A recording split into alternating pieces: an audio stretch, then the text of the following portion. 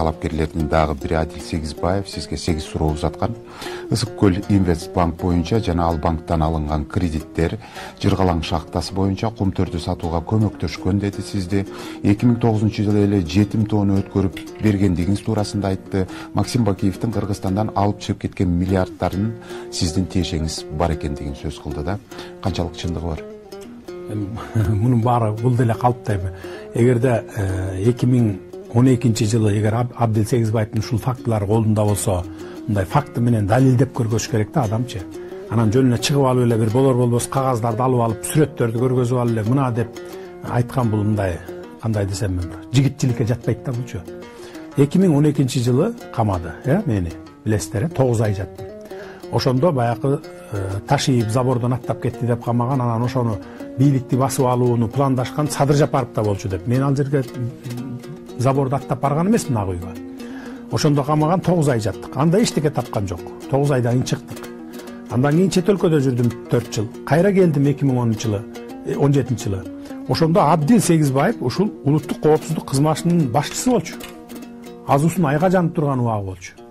Ошондо Абдил Сегизбаев эч нерсе таппай, мени иш козгобой туруп камаган. Чек арадан алып келип эле кирип келатканда алып келип ККМБга камап, бир суткага да эмес, бир 12 сааттан кийин, бүгүн кечинде 10-да камаса, кечки 10-да камаса, эртең менен 12-де алып барып туруп, сотко алып барып киргизип туруп, анан биринчи СИЗОго айдап ийген.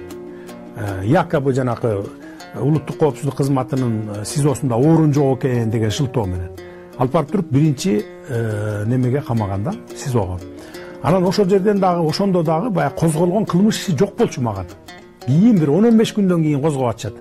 Эчтеке таппай анан каптак айыпты баягы ошондо мени 2017-жылы камап атса, 13-жылы баягы митингге чыгып, баягы караколдуктар каптак айыпты заложник кылып алды деген шылтоо. Ошондо ушул организовать эткен экен.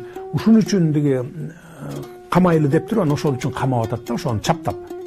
Анан эгерде Абдил Сегизбаевдин колунда ушул документтери болгон болсо, жана айтып аткан 9 суроосу болсо, эмнеге ошондо ошолорду чаптаган жок мага? Бул деген сөз эми баягы шайлоо алдында эптеп эле элге жаман көрсөтүп, баягы мени колдоп аткан электоратты буруп, өз жагына буруп, же болбосо ушу мени буттан кармап эле тартып калайын деген эле ниети да. Туурабы же туура эмеспи? Айтып атканын бардыгы калп. Мындай күлкү келерлик нерсе да, күлкү келерлик нерсе айтып атат. Мына деп сүрөттү көргөзгөнүн көрдүм. Жаныш Бакиевдин тоюнда отурат дейт. Ал тойдо 1000ге жакын адам отурган ал тойдо. 50ге чыгып атат дегенден барып коелу болуптур деп тоюна барганбыз.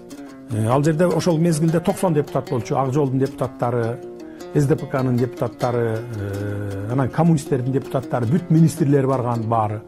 Жетекчилердин баардыгы барган. Эми чакырган жерге барасың да, барып кечинде 1 саат 2 саат отуруп кетесиң. Анан ошол жерден сүрөткө тартып алган экен да, ошону көргөзүп атат. Ар жакта отурбайбы элдин баары, 1000ге жакын эл. Адакам Мадумаров барып ошол жерде отурат өзү. Чепкенин кийгизип, калпагын кийгизип, тиги тебетейин, суусар тебетейин, камчыны колуна карматып, мына укпагандарды ушу камчы менен чабасыз деп атат мисалы. Анан эми кичине Кудайды караш керек да мындай чапташтыргандын дагы чеги болот да.